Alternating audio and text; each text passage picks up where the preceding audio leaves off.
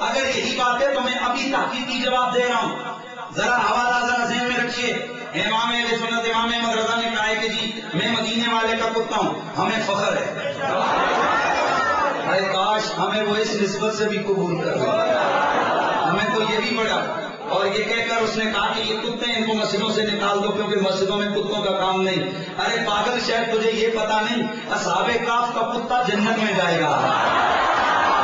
اگر اصحاب کاف کا کتا جنت میں جائے رب جنت سے نہیں نکال سکتا۔ اگر اصحاب کاف کا کتا جنت میں جائے رب جنت سے نہیں نکال سکتا۔ اگر اصحاب کاف کا کتا جنت میں جائے رب جنت سے نہیں نکال سکتا۔ کاف کا کتا جنت میں جائے رب جنت سے نہیں نکال سکتا۔ تو مدینے والے کو کتوں کو مسجد سے